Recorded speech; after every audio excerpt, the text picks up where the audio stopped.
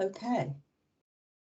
Right. Good morning, everybody. Welcome to our Council of Governors, and welcome to all our governors and indeed our non-executive directors and executive directors present today, as well as obviously the corporate governance team. It's really good to see everybody. As ever, we've got a packed agenda. So we're going to make a start. I know a couple of people might still be coming in, but I'm assured that we're quorate, so we thought it was good to make a start. And as usual, we'll be recording this meeting and making it available so that anybody who isn't able to attend or members of the public can watch it back. So warm welcome to everyone. And just really wanted to mention that we have got a new governor who I believe is joining us today, although I can't see everybody on screen, so I can't be sure that Matt is with us. But I particularly wanted to welcome Matt Golby, who is the partner governor for West Northamptonshire Council. Colleagues who've been on the council a while will know Matt as former council leader for NCC, Northamptonshire County Council, and he kindly came and talked to us a couple of years ago when we governors had some concerns about the financial issues at NCC. So anyway, welcome to Matt joining us as a partner governor. I do want to also just mention that just a reminder really that the chat box is available throughout the session, so any governors who want to don't necessarily want to put their hands up but do maybe want to raise a point or note a point for us to pick up, we may not get to everything, but we certainly go through the chat box to make sure any issues that are raised in that are noted. So I do just want governors to feel that there's a sort of a flexible way of raising questions, whether it's to raise your hand or obviously using the chat facility, and we'll try and keep across that. But we do go through that to make sure that we haven't missed anything. And obviously, as I say, we'll pick up anything after the meeting if we have. I also just want to bring David Jones in.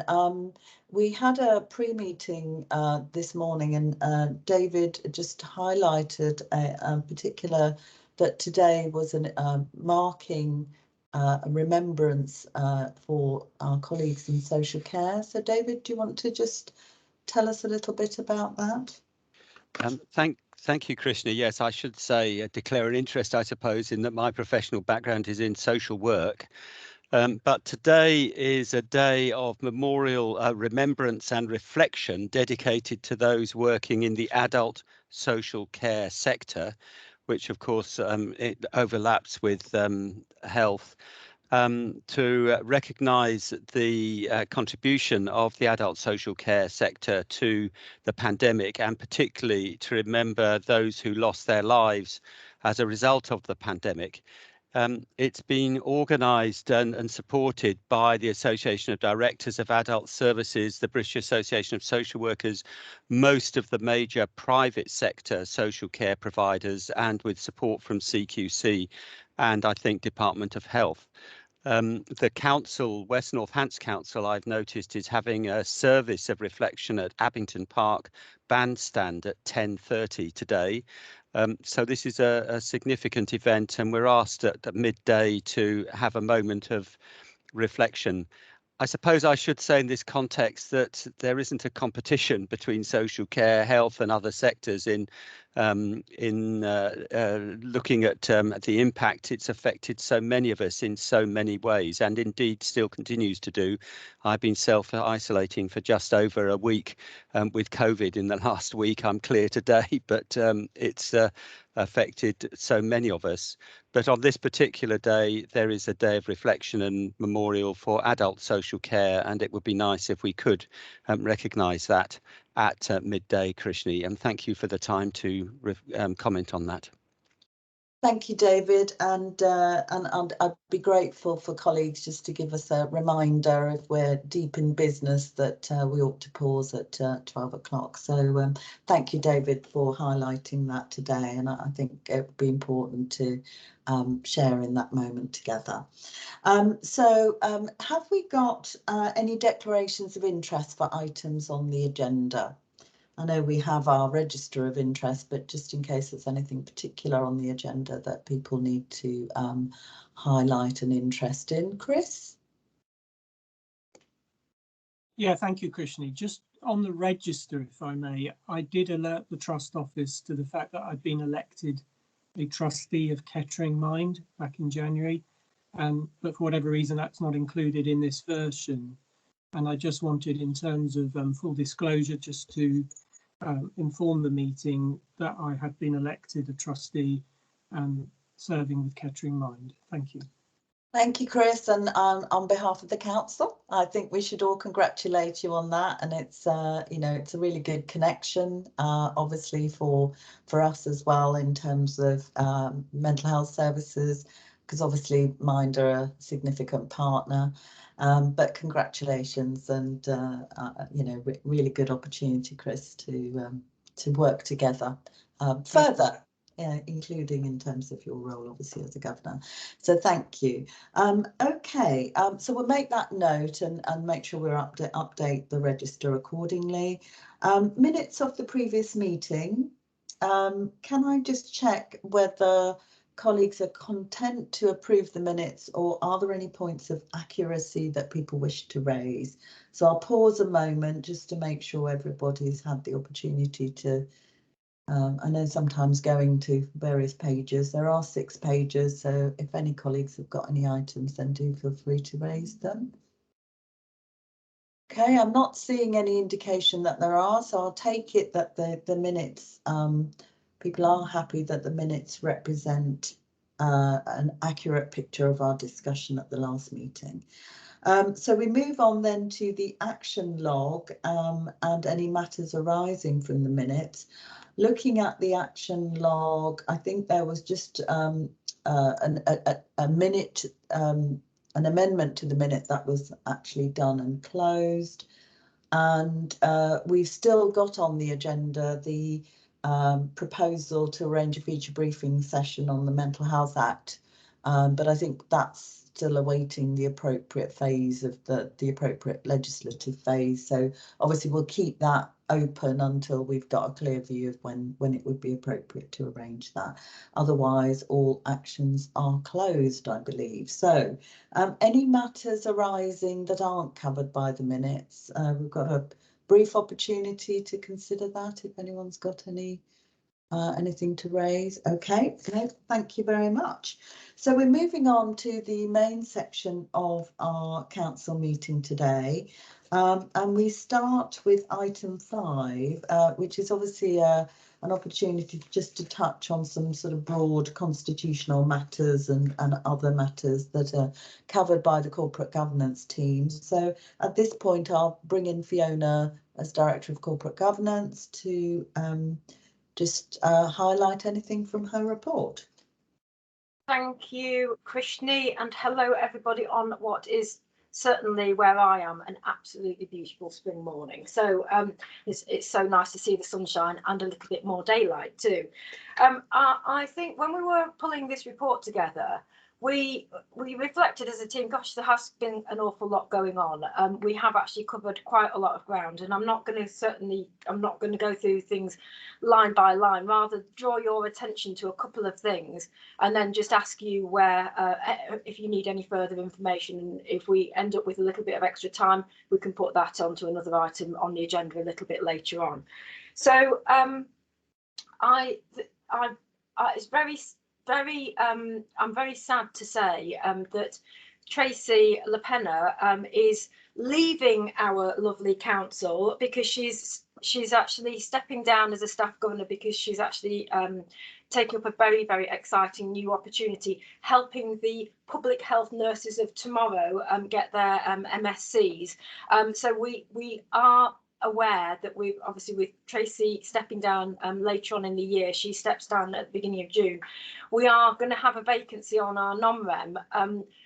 In addition to the vacancy that we're going to get when Alec leaves us. So please, it's a really important committee. It's one of your main committees in terms of holding to account. You have an incredibly important role to play, overseeing the appointment of the non-executive directors, including the chair, their appraisal. You have you're doing things that our regional office sees. It is a really high profile, very important committee, and I know from what people have said to me that they do find it very fulfilling. So please do consider it. We've got Alex, the vacancy that Alec will be created through Alec leaving will fall in April, end of April, and with Tracy it'll be at the end of May, beginning of June. So do please have a think about that. And current members include Carol as our fantastic chair. She keeps us all in order and she's absolutely brilliant to work with. David and Paul, and obviously Tracy and Alec. They would be very happy to tell you about it. So please, that's my big plug. Please consider joining the non-rem. Very important committee. We have been again. Another very important step forward for this year is the work that we will be doing on membership and representation. So we've got a kick-off meeting with a workshop taking place on the 6th of April, a couple of hours, looking at really trying to sort of create a framework for ourselves for the coming year. We've obviously done some work already building on the feedback that we got from some of our members and from yourselves as well, on what topics might we want to cover in a member engagement programme. Really trying to step up with that this year, work closely with our comms colleagues, looked at what they're going to be particularly promoting and highlighting as far as our trust priorities are concerned. So we've set out a member programme, which is in addition to the work that we'll be doing to publish our annual report and accounts and tell everybody about the work that we've been doing over the year.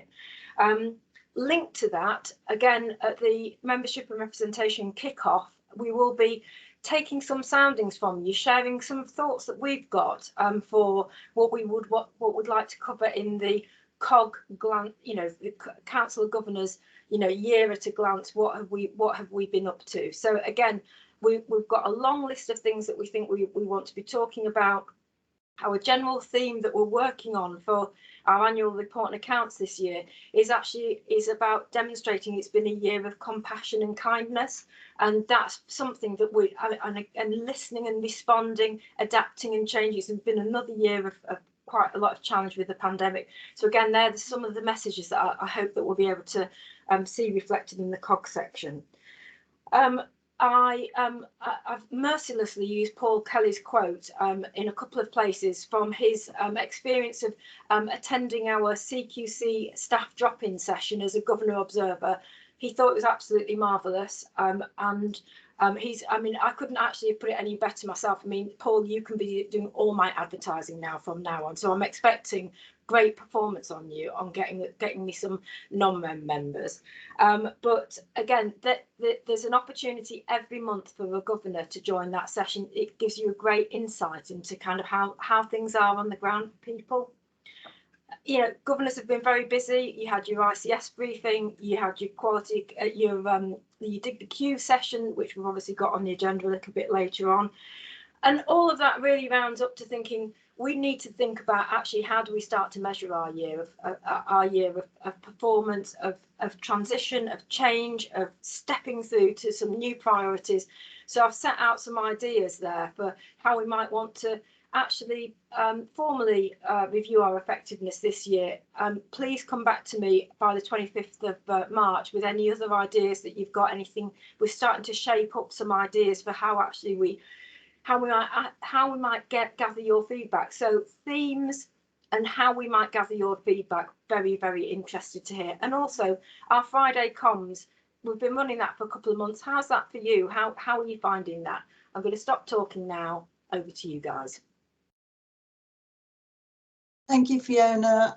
So are there any questions? I think, Chris, you wanted to come in, didn't you? And you particularly wanted to promote the, make sure that the meeting was something that you encourage people to participate in. So I'll bring you in. Thank you, Chris.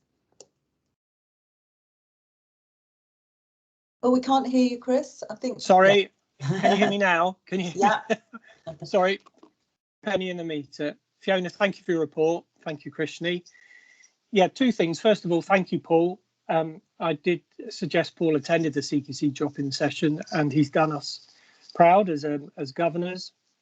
Thank you for your contributions to that, Paul, and the continuing work on that. And as Paul said in his comments in the report there, we'd encourage other governors to join as and when they can.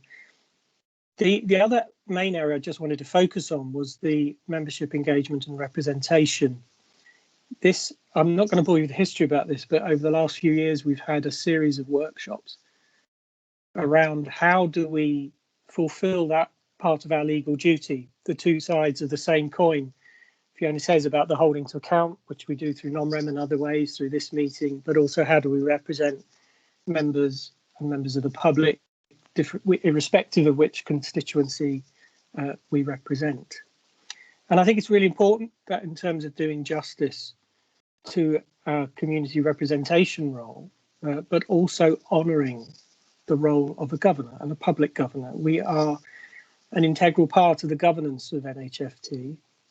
And part of that is to represent the views of members and members of the public. I would encourage every governor, please come along to that session in April, where we can have a chat about how we take forward this important programme of work, building on the workshops that we have held over the last probably 2 years.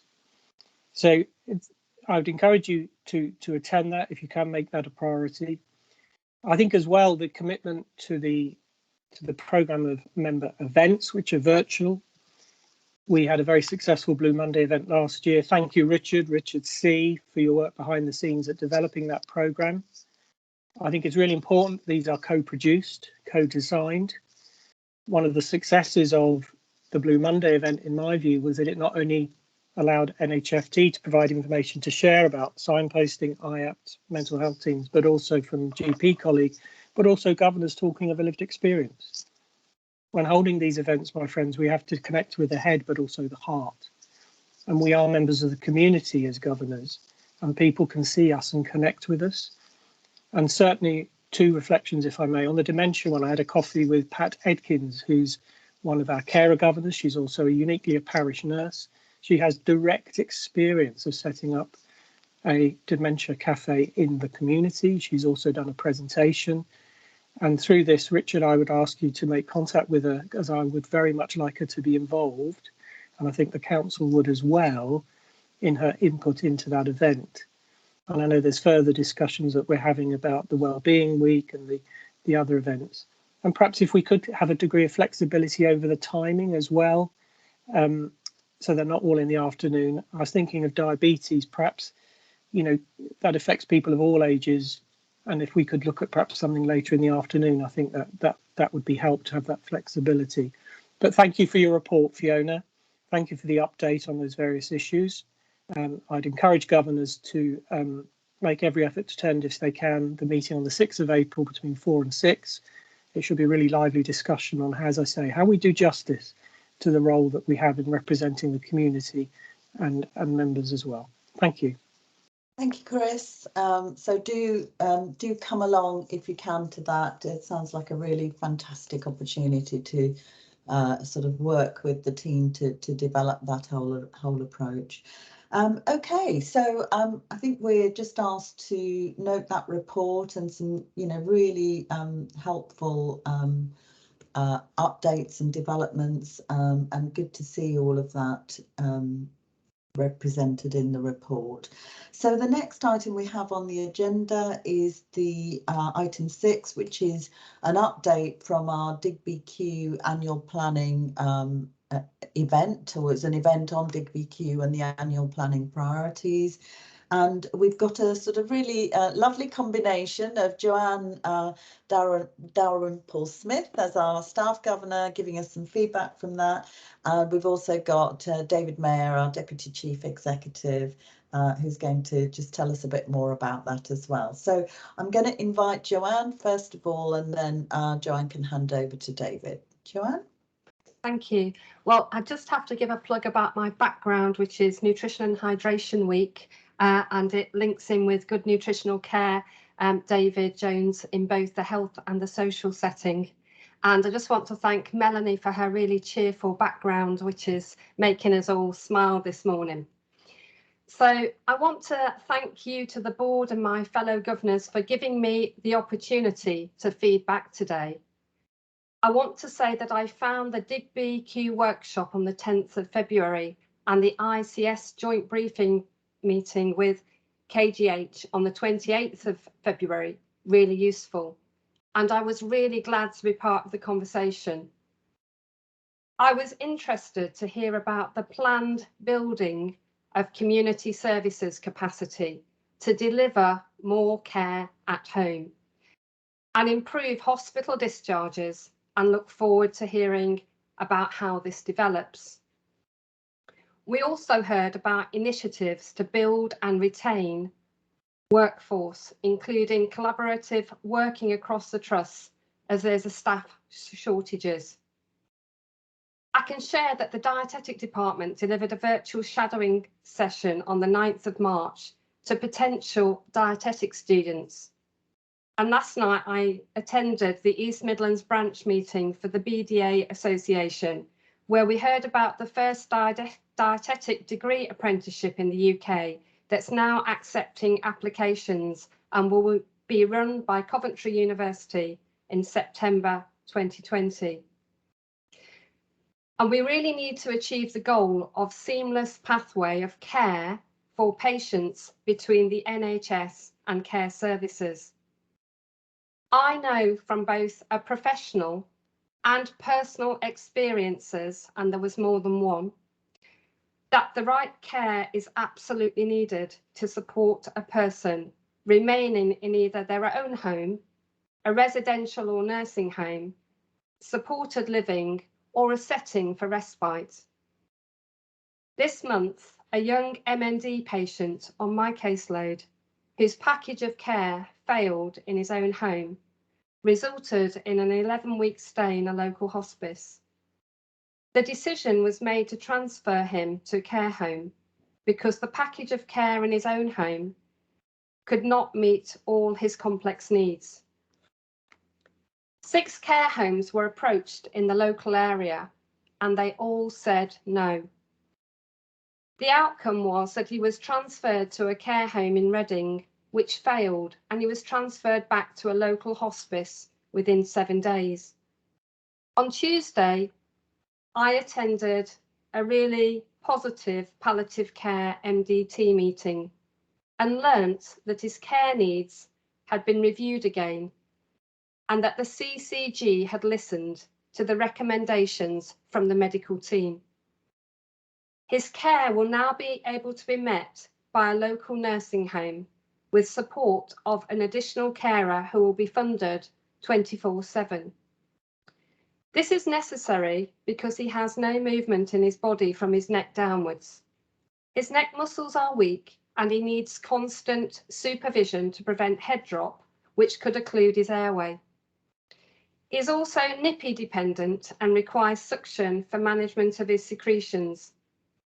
He can only communicate via his eye gaze, and he would not be able to call for help if his head fell forward. So it's for safety reasons why he requires this level of care.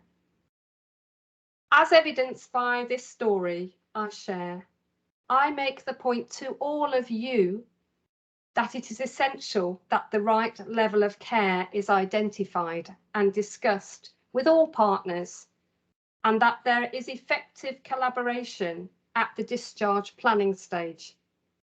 It's also necessary to monitor and review ongoing packages of care, as this will lead to better health outcomes and quality of life for the patient. If NHFT aspires to work in this way, it will be able to become a leading provider of outstanding compassionate care and will make a valuable contribution to the new ICS. Thank you for listening. Thank you very much, Joanne. That was incredibly powerful. So I'll hand over to David. Joanne, that was so powerful. Thank you. I feel privileged to have had your input to some of this work and to have heard that this morning. So thank you. I have some slides, Chris, that I can put up, Krishni. I don't know, Richard Coxon, if you've got them. If not, I can pop them up. I haven't got them to hand, sorry. Okay, let me just pop them up. I think just possibly useful just for people just to have a view of what we've got. Can people see that? Yeah, we can. Thanks, Dave. Thank you. I just want to do a few things just in the few minutes that we've got. One is just to update you on the shape of our annual plan as it's developing. We've got a set of finance and activity numbers going in today, in fact, in draft form. I just want to give you an overview of some of the headlines that are emerging from the draft planning process, and maybe bring David Williams in just to talk about some of the Dbq work. And I'll set that in the context of both some of what Joanne has mentioned in terms of the power of collaboration and partnership working in terms of outcomes, but also set it in the context of the national pressures that we're feeling that we have to try and manage through this process. So when we spoke last, we talked about our 4-axis in terms of NHFT's role. So as Joanne says, our role within the ICS as a system partner is critical in terms of collaboration and coordinating care for people. We've got a Dbq Plan, which is our organisational strategic plan, which, as I said, David will support. We've got a national focus on our work, not least through some of Angela's leadership in the East Midlands more generally, but also in terms of our work with prisons and other national initiatives in terms of trauma-focused care and so on. And we've got the regional work in the East Midlands too. So I just wanted to kind of frame that in terms of what we're trying to address in terms of our plan. The priorities I won't go through again. I spoke to them last time I came here. They're just there if people want to scan them very quickly. It's workforce, digital, population health management approach, continued focus on COVID, the timely access to primary care, including community response, and a significantly focused piece of work on elective care. And I guess just to mention in the context on elective care that £8 billion worth of investment has gone into the elective care recovery, and we're doing some really great work in Northamptonshire on those pathways, but we haven't seen that same level of recovery funding coming to mental health or indeed community services. So just to frame some of the challenges we've got from a system level, we have kind of resource that's aligned to good things, but it's not equitably split across all of the areas of need that we've got. So we started that conversation in November 21. We had discussion and referenced a discussion in February 22 about the national priorities and how we build a sustainable workforce. We had a deep conversation on that, if I recall. We heard very clearly the emphasis on communities and focusing on those, and I'll give you a brief update on the emerging local authority work on neighbourhoods, which are operating at a place level, which I think governors would be really keen and interested to hear, considering our constituent member base. And again, workforce solutions being our top priority in terms of thinking about how we tackle some of those challenges. On a national call yesterday, was hosting a one-day recruitment event for healthcare support workers, where they had, I think, about 290 people attending, and they made appointments to a significant number of those, 50% of whom had never actually worked in the healthcare sector. So there are pockets of innovation happening that we can begin to emulate as we think about growing our workforce and learning from others. So many thanks again to Amanda for helping with all of this work. This is her brilliant ski slope. The ski season's not quite over, so I guess it's timely to include it still. But just to emphasise, we are aiming to have a final submission by the end of April. So the conversation we have today will inform further iterations of the plan. So this is not a one-stop summary of what we're doing. It's a point in time summary of where we're up to and an update on some of the things we still need to do.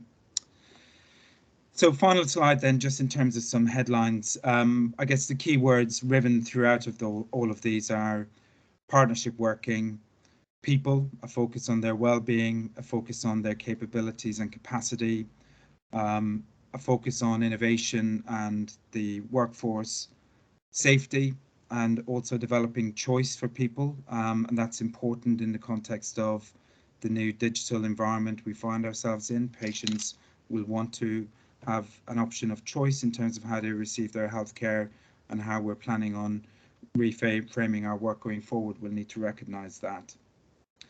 There's also a big focus on system through our plan, and to emphasise Joanne's point, that's really important in terms of how we join things up, not least to support flow through our acute general hospitals, but also flow through our community services and within social care. So I'll quickly touch on some of those.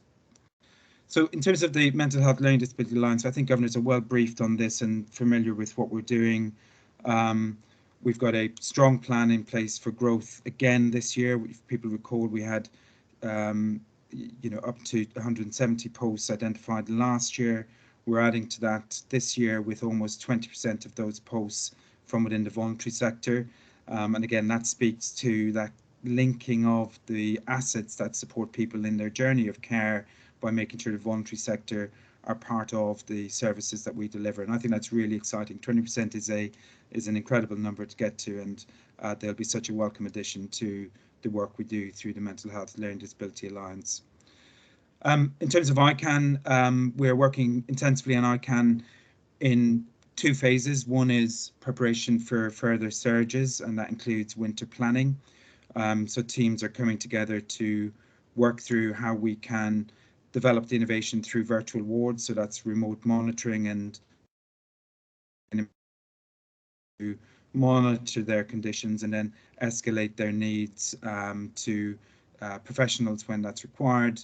We'll be looking to expand our 24-hour care provision. We've already got a well-functioning 2-hour community crisis response, which is detailed in the plan. And we'll also be expecting to develop neighbourhoods as part of our local authority working, where we will be bringing networks of teams into our local communities to meet their needs around a geographical area with PCNs, the voluntary sector, and of course individuals working in partnership as part of those services. And that's work in development. There's proposals to have, certainly 6 localities across Northamptonshire, possibly 17 neighbourhood type cluster arrangements, but there's still a lot of work to do in terms of defining what that means, what geography they would cover, what services we would deliver within those neighbourhoods, how it would work in the context of PCN. So that's work in progress, but I think it's really, really exciting, as I've said before, to have that framework in place. We've already got it in mental health services. We're starting to develop it in our adult community district nursing services. So it presents a real opportunity to join up services and I guess change the relationship between citizen and the services that they receive by localizing our services as much as possible within our local areas. Sorry to interrupt, I'm conscious of time, so I'll need you to bring it to a close shortly, but I wonder if you would mind just very briefly explaining what a PCN is, because I'm not sure that every governor would be familiar with that. I know we would have covered it, but I think it's important that people understand. So a brief definition, if you wouldn't mind, and then perhaps you could move on to the next bit and come to a close. Okay, thanks, Christian. You rushed me up last time as well. I am going to have to practice on my pacing, aren't I?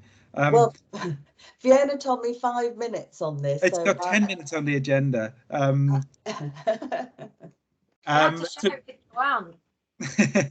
So PCNs, primary care networks, were brought in as part of the long-term plan to bring primary care into clusters of practices working on a 50 to 80,000 population footprint. And we've got, I think, about 13 of those in Northamptonshire, and our local community mental health teams have designed their services around those footprints. And that was one of the Pathfinder community mental health team models back in 2019. So it brings practices together to work collectively on specific services in partnership with other secondary care and primary care services. So that's PCNs. CYP, it's been a focus here before. I know we're going to talk about waiting lists in another session, but we have got ongoing challenges in our eating disorder pathways, which we're working through with investment going into some of those pathways and further recruitment for that workforce.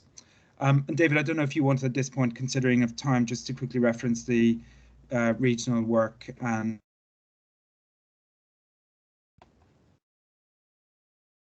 yeah, so I've popped something in chat which explains a little bit more about strategy and where we're going and how we're bringing some stuff through. All I think I was going to say here was to say the strategy is really important about enabling the organisation to come together to focus on a vision and a direction that we're going to go in and a way that we're all going to work together. And by the organisation, I mean everybody. I mean all of our staff, yourselves as governors, our volunteers, but also it helps our stakeholders and our partners in a way of setting ourselves a goal and a direction for where we're working. And there's a bit more info in chat there about it. So hopefully that's helpful. That's brilliant. Thank you. I can see there's a question from David. David Jones. Yes, thank you very much. And this is a hugely complex thing to manage. So thank you for all the work that's going into it. I was just going to say, following up from Joanne, that I have a neighbour whose daughter likewise has a similar disability from the neck down following a road accident some years ago. Just a few weeks ago, her home-based social care, which is absolutely essential, collapsed. And it was not possible to find an alternative social care provider who had the skills to do what was needed. This ended up with her going to Stoke Mandeville Hospital. Her mother had to spend hours at her personal cost to her own health, providing the alternatives, including instructing the staff at Stoke Mandeville in how to provide some of the care issues. I'm not pointing the finger at anybody, but I'm just saying how seriously difficult it is to ensure this support. And isn't it amazing that we can even do it? Is the first thing. 30 years ago it wouldn't even have been possible, but it is a serious problem, and there is a shortage. This isn't NHFT's responsibility, but to note the problems that we face. We have high expectations of the quality of care, and it's a real struggle to make that a reality. But my thanks to everybody who's working with this to try and deal with it. It is a serious issue that affects people very personally. Thank you, Krishni. Thank you, David. Right, well, thank you very much, David, and particularly Joanne as well for that really helpful reflection on the Dbq developments and on our annual planning priorities. I think, you know, clearly integrated care is going to be an enormous focus for all of us, and indeed we have our Health and Care Partnership Board happening this afternoon, and that will be a sort of the big significant focus for later on today. So thank you very much. We're moving on then to the selection of the quality account indicator. And you will have already seen some slides on this, but I think before I bring Rose in, who I hope is with us. Again, I can't always see everybody on screen, but I hope Rose is with us.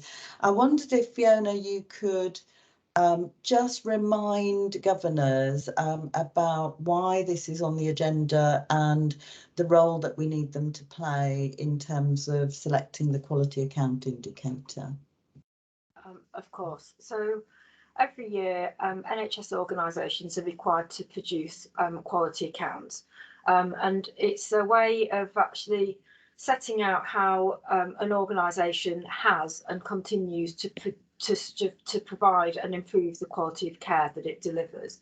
And the quality account is quite a kind of like a well-known part of the trust canon now. It's a very well-known document, and it's designed to give patients and stakeholders and commissioners and the public a good understanding of where we're doing well, where we've made improvements in services and where improvements are still required, what our priorities are for the coming year, and how we've involved people in our quality improvements. We're unfortunately still waiting some of the detailed guidance that we get from the centre for the production of this year's quality account, but we are using the advice that we were given last year. And as with last year, we're not required to get our external auditors to provide assurance on the quality account indicator that's selected by the governors, but every year the governors are entitled to select a local indicator to particularly look at. And even though we were not required to get external assurance on it this year, we are still very keen that we ask our internal auditors to provide that level of certainty that actually we do have a proper look at the data that sits behind that quality indicator. So in the slides that you've already been that we've already shared, and in the presentation that Rose is going to give you in a couple of moments, we've identified, the quality team have identified some indicators on which they would like the governor's input and the governor's selection, so that we can choose one that we actually subject to independent review. And also on the slides that Rose has produced, we've also shared with you some wider priorities that we're looking at in terms of where we might want to focus our attention in terms of our quality activity in the coming year. So I just wanted to really just give a little backdrop. Quality account indicators, quality account, very important part of measuring our quality improvements and our quality journey every year. The selection of an indicator is a key part of the holding to account duty for the Council of Governors, and we give you an opportunity to select the areas that you would particularly like to have subject to independent review. It won't be done by our external auditors, who's Grant Thornton. It will instead be done by our internal auditors, who are called TIA, and they did it last year for us too. Thank you, Fiona. Just a helpful reminder. So that brings me to introducing Rose. Well, I'll let Rose introduce herself. I think colleagues will have met Rose. I'm sure Rose came last year, actually. But before I do, Rose, I think just a reminder, I know one of the things that governors always feel is we can't assume a level of knowledge and understanding around all the detail of indicators and things. So it'd be really helpful if you're talking through some of them, just to give us a little bit more context so that people are clear what particularly the choices we have are. So on that note, Rose, I'll ask you to introduce yourself. Thank you. Thank you so much, Chair. Thank you. Good morning, everybody. And yes, it was myself who attended last year, and where has that year gone, that we're here again talking about the quality account, which is something we're really proud of to present to you this morning, and thank you for inviting me. So I'm Rose Lovelock, and I'm the Assistant Director of Safeguarding and Quality here at NHFT.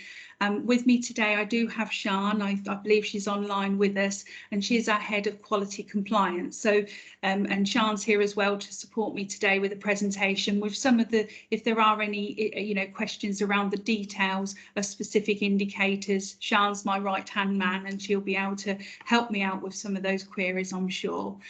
So if I can I'll move on to the next slide. Thank you. Thank you for the lovely introduction, Fiona. So Fiona's already introduced the report, so I won't go into too much detail. Just a reminder that it's produced by all NHS healthcare providers, and it looks at the quality of services, the delivery. It's a public document, and we just need to remind ourselves it's a look back and a look forward. So whilst we're looking back on our achievements of the year previous, we are always striving to look forward and look to how we can improve and develop all of our quality priorities moving forward with the trust in the next year. So we're always on the front foot trying to look at, okay, how did we do in the year previous, but what do we need to do to improve and look forward in the coming year. So if we could go on to the next slide, thank you. So the priorities, we must decide on at least 3 areas, but as you'll see in your pack, we did have 5 priorities last year, but there must be at least 3 when we look to plan and improve the quality of our services. We should also provide details of how we prioritise improvements and report back on the process and on their progress and the process to the patients and the public. And that's done throughout our governance processes, where at the end of each quarter, we provide an update through our quality and governance processes on how, if we're achieving, and if there's anything that we need to focus on in the quarter ahead.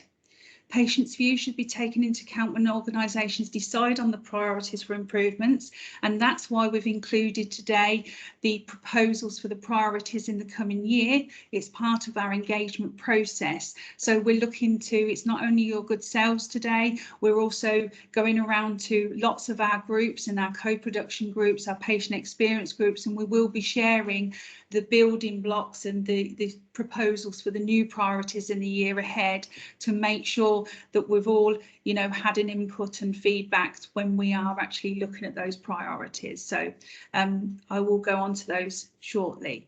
Just a gentle reminder of the 5 priorities, so that which we're asking you to make a decision on today, which needs to be audited. But as we've rightly said, the audit needs to be a measurable target.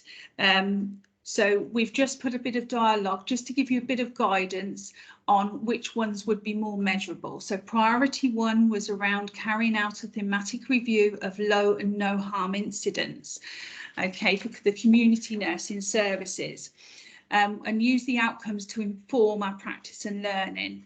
So we've put in here that this priority had no definitive measurable target, as it's very much a qualitative priority, and this would be a little bit difficult to measure and audit, but we will be obviously reporting on that through the qualitative work that has been done within the account this year.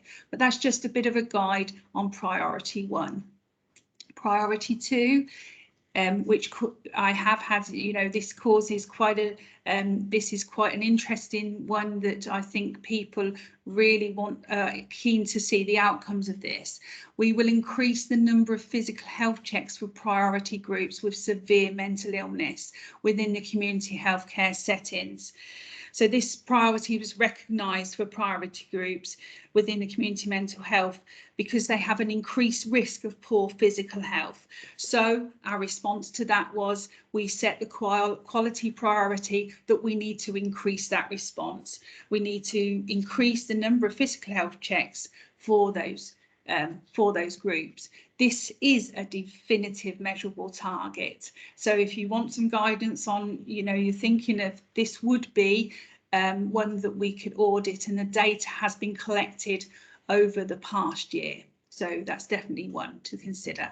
Priority 3, we were building on our success, and those of you who were here last year will remember this one, that this was, we moved this, this was a 2-year priority. So building on our success, we achieved our primary straight objectives back in 2019 and 20. We'll continue to reduce the numbers of primary straights used within the mental health adult services.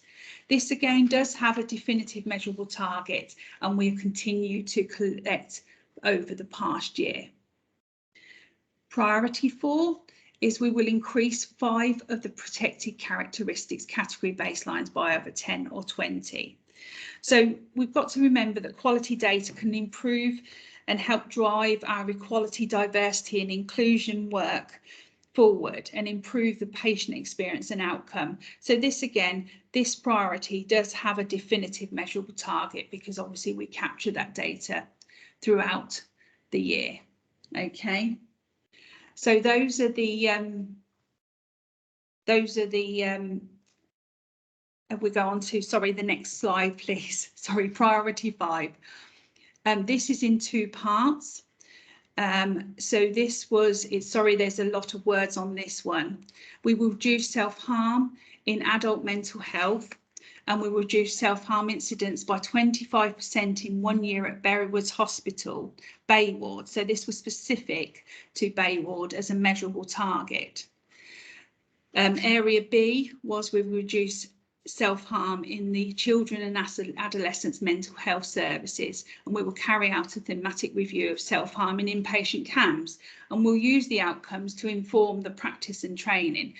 So the 2 parts, the first part was very much a measurable target again, but the second part is again about thematic review and informed practice and the quality measure. Then that would be rather difficult to this is, you know, difficult to audit.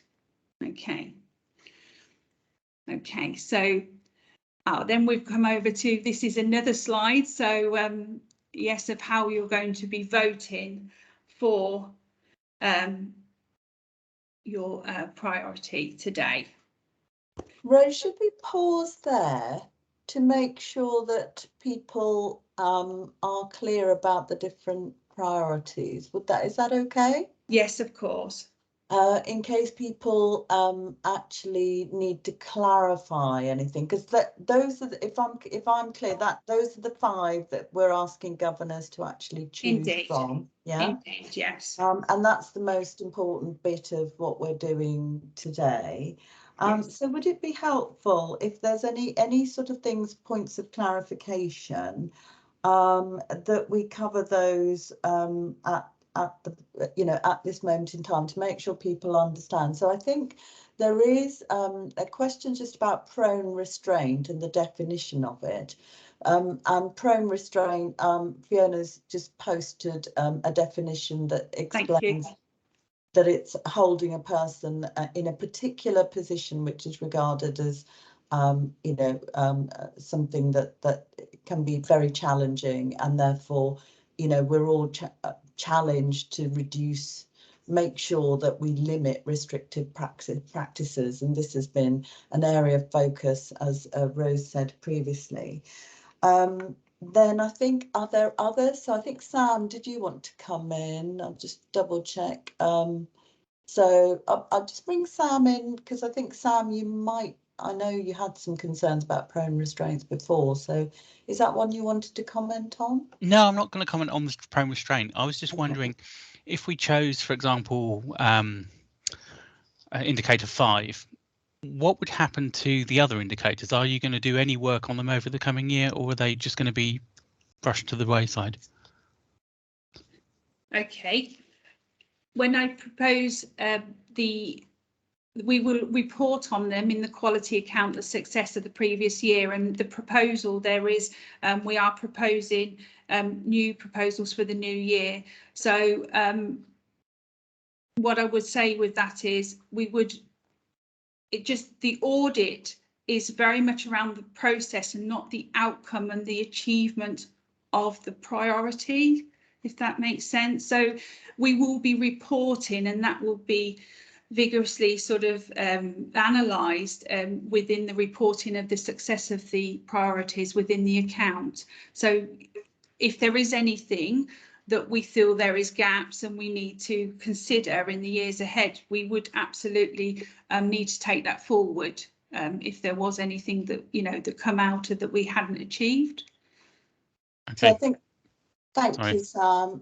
So I think if I'm right in understanding it, I think what we're saying is all of these equality priorities, just one of these will be subject to an additional level of scrutiny with an audit. So that's all really the extra piece that we're trying to do, but they're all deemed priorities. Am I right in saying that in simple terms? Absolutely. And if there is anything that we, you know, come to the end that we've been monitoring it throughout the year, all of these priorities, as I've said, they're reported on.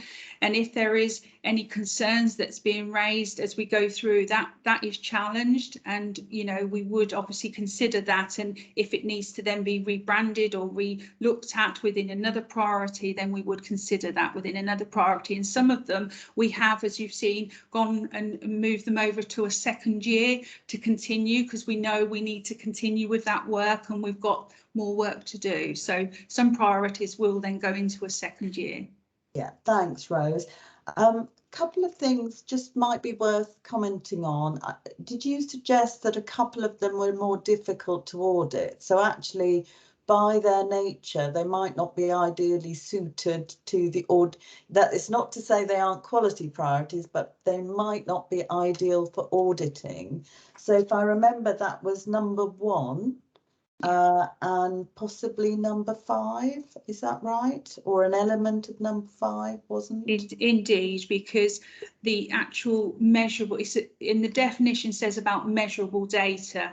What the auditors would look for is data to back up the evidence and audit. But if it's a very much a qualitative focus, then you may not have the breadth of data that you require. Yeah, so it might be more about themes, learning, Absolutely. lessons learned, that sort of thing, but not necessarily data. Is that okay? So just in terms of clarity, so that's 1 and 5, which might be difficult to audit, but the 3 that are more around data were the one around serious mental illness, the one around prone restraints, and I think the protected characteristics data. So I know there are a couple of other questions and comments. I'm conscious of the time, so I'm going to, rather than go back to Rose for each one of these, I'll perhaps take a series of comments and then we'll try and pick those up as a broad set of areas just to finalise on. So first of all, Helen, and then Sian. Helen? Thank you. Yes, I was going to ask about the priorities because I would think probably if you're asking us to make decisions about what to focus on, it might perhaps be easier to have the priorities which are measurable sort of separated out from just overall priorities, because otherwise the audit is less rigorous, I guess, if you can't measure. The other thing that I'm obviously having brain fade today, but when we're talking about increasing 5 of the protected characteristic category baselines, I don't understand what that means. Does it mean we're employing more people who meet certain characteristics, or I just didn't understand what it meant? So Rose, if you can ponder on that, we'll come back to that because I think that may be a question that others wanted to ask as well. Sian?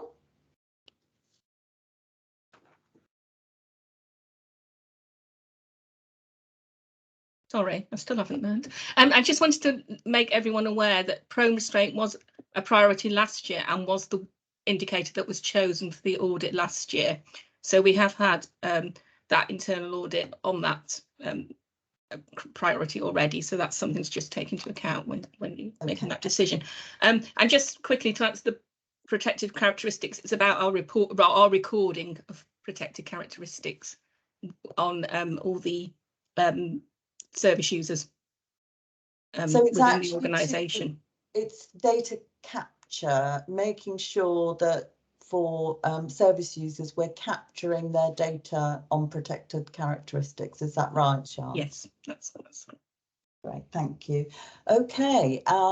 So we've got no other governors. So I know we've got some NED comments, but I just want to make sure that governors, because this is obviously something about making sure governors are clear about what your options are. I'm conscious also that Chris wants to come in. So shall I just bring Chris in for a final comment, and then do we want people to then send an email? I think that's the plan, isn't it, to Richard? So perhaps whilst others are, we're finishing off on any other points, if we can make sure governors feel confident and comfortable with the choices, then I think that's the important thing I'd like to get to. So Chris, before I bring in the NEDs, Chris. Thank you. Yes, it's difficult, this. All of these are very laudable. All of these we will have a concern over. I know there is a task ahead of us. I know there is an issue that we have to do in order to identify, and it is very difficult. I mean, a bit building on what Helen said, yes, of course, it's something we'd like to be measurable, but bearing in mind, having written quality accounts, this isn't just, as you say, Rose, a look back over last year, look forward.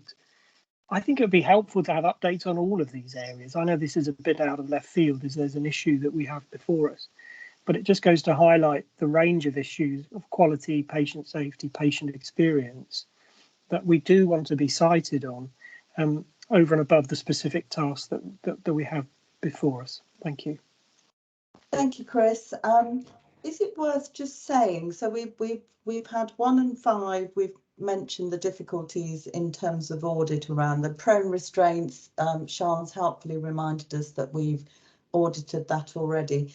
Probably worth saying that serious mental illness, and it was about physical health checks, wasn't it, on serious mental illness, that is regarded as a significant NHS priority. And the reason for that is because I think we will have, I'm sure colleagues will have heard, and but you know, there is a lot of data to show that the life expectancy for people with serious mental illness is significantly lower if you measure that and compare it to people who don't have serious mental illness. So these physical health checks in that area are regarded as a significant priority for the NHS. So I think that's worth noting as well. OK, so if you feel comfortable to do it, I think there is that opportunity now whilst we're in session to write to Richard based on what you've heard, and I'll quickly, I will just need to keep this fairly brief now and bring in Melanie, Sakib and Julia in that order. So Melanie. Well, I suspect that Julia will be about to make the same comment that I got in first with, which is that the Quality and Safety Committee, of course, routinely scrutinises the quality priorities and our progress against them. And therefore, as NEDs, we gain our assurance through that in-depth review of the priorities throughout the year at various points, and indeed are engaged in the discussion about how successful and what progress we've made, and therefore what might need to roll forward into the next year, or what new has occurred during the year. So I feel very assured that we have good scrutiny of that. And Chris, you know, in terms of at any point, you know, the NEDs being able to inform governors of the processes that we follow, we could certainly do that. Thank you, Melanie.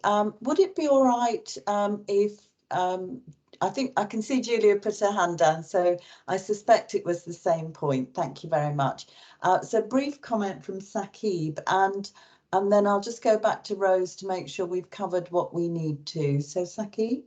Mine was just a very quick question on the self-harm one, where it was 25%. Obviously, as a reduction, as cases might vary year on year, I was just wondering whether there should be an absolute as well as a percentage, because if one year the number was significantly lower or higher, then it may be unachievable or easily achieved. OK, Rose or Sian, do you want to comment on that?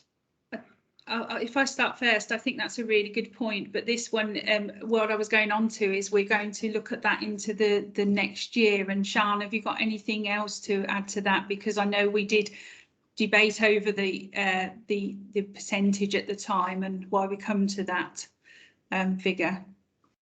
I haven't got anything to update, just to say that we are looking at that figure and looking at whether that's achievable, and what we and I take on board your point about that, and we'll think about that whilst we're working them up fully for next year.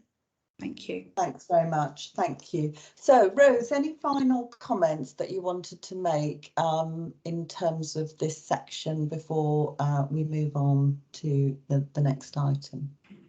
No, it was just to invite, obviously part of the slide pack did have the proposals for the quality priorities for the coming year, for the next year. And obviously I wanted to use this opportunity to engage in some feedback from yourselves regarding the proposals. So these are being built up, so the wording and the actual content will change as we finalise them.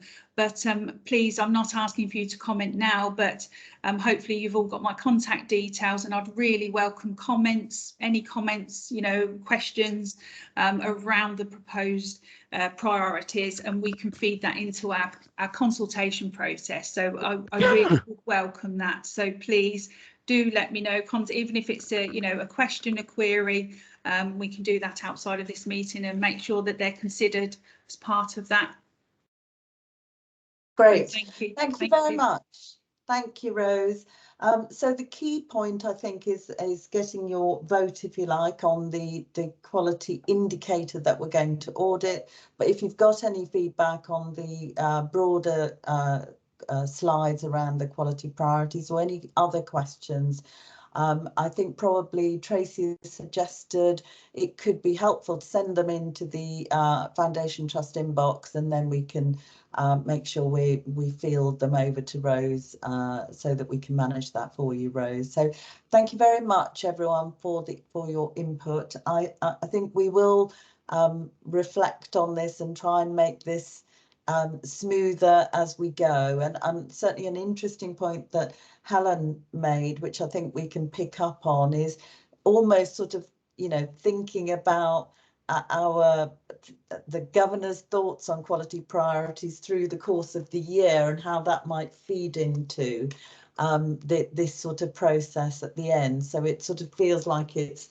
something that we're building up on, and I think, you know, some of the things that we're planning around membership engagement, webinar themes, all of that will help people's understanding about how we measure some of these areas. So I think we'll reflect on that, and it was helpful feedback that we considered at our pre-meeting. But thank you very much, Rose, for joining us and for sharing that with us.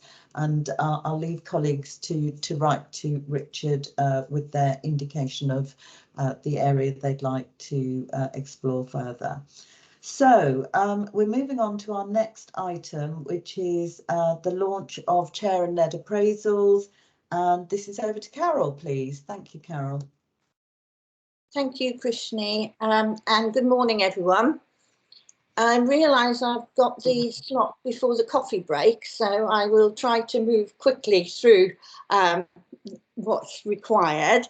But for new governors, I just want to emphasise that the role for governors in the Chair and NED appraisals is very important, and the fact that it is part of our statutory duty of holding the NEDs to account. So it's your opportunity as governors to feed into that process. Just to say that it is a 360 appraisal, so the board will be involved, governors are involved, and the NEDs and the chair themselves are involved. So it's very important that we that we engage in this activity. It's made easy for you and for us all, in fact, because it's all done online through a platform called Evaluate. And you will be set up with a login from the Foundation office. I think Tracy does that. And then you will be sent by Evaluate a email for each of the chair and each of the NEDs. And I really would like to encourage you to engage. Obviously, if you have no comments on a particular NED, for example, then you don't fill in that feedback form. The Chair Appraisal Panel consists of the Senior Independent Director, which is Melanie, and me as chair of non-rem, and another person from non-rem, and thank you very much, David, for agreeing to do that. So if we could look at the timetable, which is at the bottom of page 1, this is for the appraisals. So we are now in the pre-engagement stage and the launch phase. So at the beginning of April, you will get the evaluate questionnaires. There will be training for those who haven't used the evaluate forms, and the Foundation Office are very happy, I'm not saying happy, to engage with anyone who would like help in completing the form. Obviously the form is anonymous, so but it is possible to help you move through the form as you go on. So that should be completed by the end of April. I don't think that's on the, I'm not sure that's on the time scale. I can't see it. So that's our role in feeding into the chair and Ned's appraisal. Then, as another part of the process, obviously the chair undertakes the Ned appraisals, and the chair appraisal panel undertakes the chair's appraisal. There was a little, normally pre-last year, they filled in the standard NHFT form, but last year NHSIE produced a separate, another form for the chair to complete, which went directly to them. We had some conversations last year, and because of the way that the form came from NHSIE, then it was considered appropriate for the chair to fill in the NHFT form as well, which had measurable outcomes that we, so now I think this year the NEDs will have to do the same process. There will be something going to NHSIE as well as them filling in an NHFT form. So the timescale is there, and it should be all completed by the July Council of Governors. The non-REM sees all the information, but the council just sees a summary of that information, because some of that information is confidential. So in order to move forward with the change in the appraisals, in that the NEDs and the chair have to fill in the NHSI form and the NHFT form, there is a slight change to the policies, which is Appendix 1, yes, Appendix 1, and you should be able to see that in red, and that just reflects what actually happened last year in terms of the chair, and what will happen for the NEDs as well. Okay, so I'll take any questions. Thank you, Carol. So I think, so sort of two things really. I mean, really important that you support the process and provide feedback. I think that's the really big ask, because the more governors input to this, the more useful it is. And the second thing is really just to note the change in the procedure. But I know many of you, as Carol has said and others have said, won't be familiar with the system. So if there's anything you want to clarify, this is the opportunity. But obviously, I think Tracy has said also in the chat on the side that, you know, there's lots of support available to you whilst you're undertaking it, and the system itself is actually very easy to use. So any questions that anyone wants to ask Carol or any member of non-rem or the corporate governance team. Helen? Yeah, just a quick one. There's been quite a lot of changes on the NEDs this year, so people have left and come in. So how do we sort of weight our feedback where we have been in contact with NEDs who have been with us, you know, similar amount of time, like a couple of years, and then we've got new NEDs coming in? What's the best way to reflect how we give the right kind of weighting to the amount of time we will or won't have seen them in meetings? Yeah, really good That's question. an important point, yes. It is a very good point, Helen, and it is actually quite difficult to do that if you've only engaged with people virtually rather than actually. I think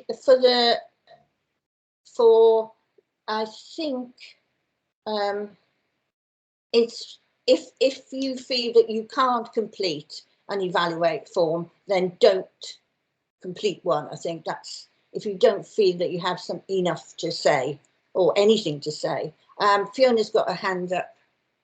Well, as usual, Carol, you kind of took the words right out of my mouth. I was just about to say that myself. So only feel that you can only contribute. So my hand is doing something rather exceptional at the moment. It keeps going up and down. Only contribute and provide a view if you feel confident that you've had sufficient interaction and exposure to that non-executive director. If you don't feel that you have, then don't feel obliged to actually complete the feedback form. So hopefully that gives you a steer, Helen. And I think also because it should be based on evidence and you know the actual interactions that you've had, and if you haven't had enough interactions yet to feel able to comment, that's fine. You know, most importantly, you know, all feedback is helpful if it's done constructively and recognizing that people are new and are still on a learning curve and all of that. So I think, you know, there is Tracy's helpfully reminded there's some useful guidance from the learning and development team on just, you know, making sure feedback is valuable in that sense. So if there are things that you're not sure about, but you feel this is an area that you'd like to see more from a new NED, for example, then that's all. I think that's all welcome, isn't it? As long as it's done constructively, then it's good. And otherwise, you know, certainly evidence-based would be the key, I think. So is that okay with everybody? And Tracy, have we forwarded to governors the L&D guidance, learning and development guidance on giving feedback? Yeah, it's going to probably be on the Gmail, but I can do it earlier if people want to see that now. I can certainly send that out. Okay, well, maybe we could give people a heads up on it, you know, with, I don't know, Richard's Friday roundup or something, and then it can follow as part of the launch later. So maybe that's a useful way of just, you know, preparing people for what that process should look like. Is that okay with everybody? Yeah, thank you. Great, thank you very much, Carol. And the biggest plug I can make is do participate, because I think that's the really important thing. We, you know, welcome as many governors taking part as possible, because it's a really good way of helping us collectively think about how we support you and how we work with you, and how we can make that work better. So final comment from TLP. Oh yeah, it's just a quick one. It's not to do with what we've just talked about per se, but it was just to give a bit of a plug really for governors to consider. Obviously, like you said, there's going to be a couple of us having to leave non-rem, and I just really wanted to say that it's been really insightful for me as staff governor to be part of that, and obviously having the privilege of actually being on the interview panel for Saqib, who I employed. So you know, so I just wanted to try and encourage people to consider applying. Yeah, and thank you for giving me the opportunity, because I've actually learned a lot through my experience of being on non-rem committee. Thanks, TLP. That's really helpful. That you can't get a better plug than that, can you? So, and we really enjoyed having you on the committee as well. So we shall miss you, but that's also for another conversation. But anyway, thank you very much, everybody. I think we all deserve a quick break, don't we? Because we've run over a little bit, but I'm determined that you have a break so that you can grab a cup of coffee or a cup of tea or some water, if that's what you prefer. We've still got a couple of items to cover.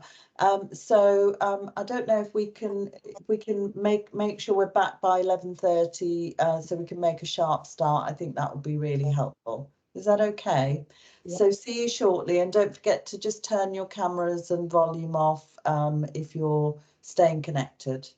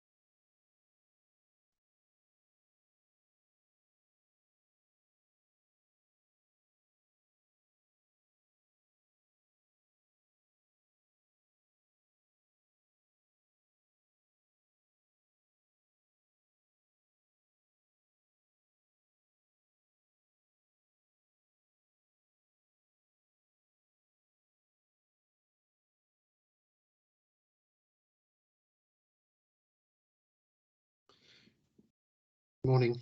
You're looking very glam, Melanie. You know, you must be about the 5th person who sent me a message about that. It only goes to show how truly dreadful I normally look, I think. That for once I put a bit of makeup on and hear all the comments. No, if I may, Scott, you missed a trick there, Scott. Melanie always looks glamorous. She just looks even more glamorous today. That's perfect. Please, mate. Yes. I didn't say very, I only said very glamorous. I didn't quantify whether it was more or less. You can dig your own hole on that one if you want. Note to self, don't ever make the comment again. Extra glamorous to compete with the extra glamorous flowers in the background. Yeah. Oh, I'd love your photo, Melanie. You'll have to share it. It's so lovely. I'd be very happy to. I'll send it to you. Very lovely. It's St. Patrick's Day today, isn't it? Oh, it is, yeah. It is. So I should have really got shamrocks. Remind me. Field of pints of Guinness. You're like this one then, Scott, for St. Patrick's Day. I'll see if this will work. Me and an Ulster fan. Yeah, I get it. Get it? Camaraderie of rugby. Indeed. I'll just come out of this. Just because you have your arms up there, Chris, I'm assuming your pint of Guinness is out of shot. Well, there's a nice backstory to that. You fast forward, the guy, the Ulster fan, the next photo shows a pint of Guinness dripping down. And I'm thinking, where's that come from? You know, but that was worth it. Just we lost on that occasion, but they're a good team. It was just a lovely, you know, the camaraderie, the respect for opposition fans. I've been to Ulster twice actually, and always had a warm welcome. On that lovely note, let's make a start. So thank you everyone for making it back promptly. We're moving on then to a couple of other final items on our agenda. And one is the report from Chair and Chief Executive. In the interest of time, I'm not going to comment on my report. You have it there to look at, and it's from the last board in any case. So if you have any questions, you know, happy to pick those up. But I do want to welcome again Angela and really hand over to Angela to highlight any sort of key points that are top of her agenda at the moment, which I know governors always value hearing about. So over to you, Angela. Thanks, Krishni, and good to see everybody. And hopefully we'll be able to see people face to face in due course, but it's still good to see people. So thanks for joining the sessions today. But yeah, so a couple of things I just wanted to share this morning. Again, I've always started, I think, talking a little bit about COVID, and I'm still talking about COVID because whilst there is, you know, clearly in society a lot of change in terms of people moving freely through their lives, it clearly is not quite the same still in the NHS. And it's important just to remind governors that we still remain in a level 4 incident in the NHS. It's subject to change, but we haven't had that change yet. And of course, that brings with it a whole raft of expectations on us in terms of managing that incident, which of course we do through our incident coordination centre. Having said that, of course, it is encouraging to see the number of vaccinations that, you know, our population and our people have had, which is clearly helping if people do get COVID, and the transmission that we're seeing is happening across our community. So it's still a very important area of focus, not least in the fact that whilst we have improving absence figures from staff, we've still got absence that affects us, and that's because of also ongoing, you know, normal levels of sickness, you know, coming through winter periods, etc. So of course staff absence is making us really be affected and challenged, as you might expect, as well as the COVID situation. And just to give you a sense of it, if we look at our local hospitals at the moment, there's still 100 people with COVID in our hospital. So it gives you a sense of the local context on that. Now, Jean is clearly working very closely with all colleagues across the partnership. As David said, partnership working is key. And of course, whilst we are just coming out of winter, we're still planning for winter for next winter. It never goes away. And Jean and colleagues are very much on that, looking at what we need to do to support and anticipate the demand and expectations in the county in our next winter period. So I'm sure Jean can answer anything on that if required. So we're still seeing a lot of pressures in our services. Now, the pressures are across all of our services, that's clear, but we have particular areas where we're seeing high levels of demand, increasing demand. Now, mental health inpatient services in particular are really struggling at times to manage the demand because we've seen a demand that we haven't seen previously. We've got bed occupancy levels that are, going up to 100% very regularly now, and that of course gives its own challenges in terms of quality, but also that demand and pressure upon our staff. Our community nursing services are also under significant pressure as well, as you might appreciate. So again, all of these areas are what we call hotspots in relation to supporting our population, but as I said, all services are under that type of pressure. So that hasn't gone away. Now, Dave mentioned around integrated working, and I just wanted to mention a couple of things in relation to that this morning, because one of the pressure points we've also seen across ourselves and regionally is in our CAMS, our child and adolescent mental health services.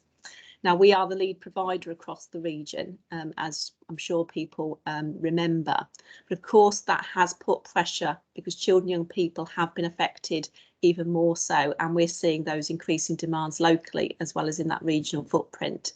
So again, the workforce is really an area of concern and focus in the collaborative, and I'm pleased to say that our medical director is working with other medical directors in the region to think about how we can look at some of that risk and look at that together in terms of workforce planning and solutions, which I think is really encouraging as well.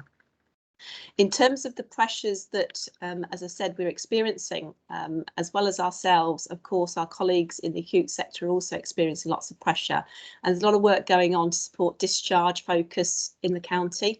So again, Jean and colleagues are very much immersed in that, but we are one of 14 sites having further scrutiny and improvement focus to look at how supported discharge can happen. Now, initially that's focused on the acute discharges and what they can do to facilitate discharge. But of course, as you'd expect, that's a system-wide discussion, and we'll play our role in supporting those conversations and improvement too. Now, other things that are happening around the integrated care space, again, I think, we're just embarking on going into a shadow ICB, so an integrated care board. So whilst we know nationally that the integrated care systems have been delayed till July, we are clear locally that we're going to go into a shadow form and start to build upon that together. So furthering the partnership working that we are already doing, but really starting to move into the space of becoming a unified board across our local system. So that'll happen through April and July. And that gives us an opportunity, I think, to do some further learning and to understand about what development as a board we might need to work as a system. But what I would share with you is that I was in a national meeting yesterday talking about the work that we're doing locally around learning disabilities and our patients with learning disability and our people with learning disabilities. And there's a lot of national focus on this and a lot of local focus. But what really encouraged me is that we were talking about what we were doing for people, not the numbers. And I think that was a real change in discussion, which was very welcome across the national and regional footprint. But it also gave us the hope that actually this is what the integrated care system is all about. Knowing the people who are in our inpatient populations by name, knowing where they live, thinking about how we can support them with primary, community and specialist interventions was really encouraging. So I think the more we can take that learning from learning disabilities into other sectors, I think will be really welcome across our integrated care system. Now, we're also continuing to support our neighbour in St Andrews, and that's really important because those beds that are part of the St Andrews workload are important to us and our regional footprint and our population. Now, we're not doing that on our own, we're doing that with our East Midlands partners, and I'm pleased to say that all providers in the mental health space are leaning in to support St Andrews in different areas of work and expertise, which I think is very encouraging indeed, because these are our population too, and I know it's being looked at nationally to understand how this could be replicated in other parts. We've also, through our work with Leicestershire Partnership Trust, our group partner, we're also going to get some learning from CQC, not because of LPT's inspection, because we spoke about that before, but because that system is going to have a system review on urgent and emergency care. So there's a real great opportunity for us, again, to take the learning immediately into ourselves here at NHFT, but also our local system. And we'll share more about that in due course as well. So I think that's probably as much as I'm going to say at this point, Krishni.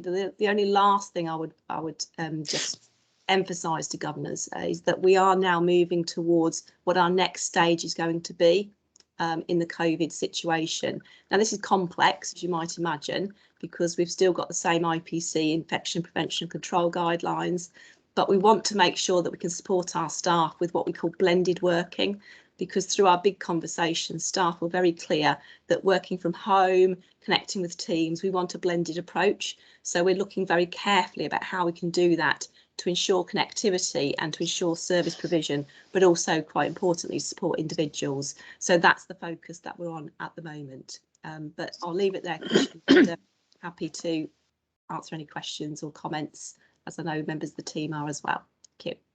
Thank you, Angela. Did you want to make any comment about the support we might need to provide for people, refugees from Ukraine? Yes, happy to. Yes, so again, and I know that everybody's aware, this is a really a difficult set of circumstances for everybody. Now, what we will do is clearly work with partners. This is a really great example of partnership working.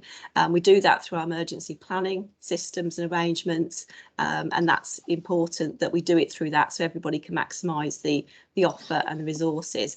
Now, of course, I was talking to Anne Rackham yesterday. We expect to see expectation through mental health services in particular, but what we don't know at the moment is what that need will be. So what we're doing is participating in the meetings that are happening and then understanding and then assessing what that will mean for us locally, but very much a partnership way and response. And as I say, we'll update as we know more too.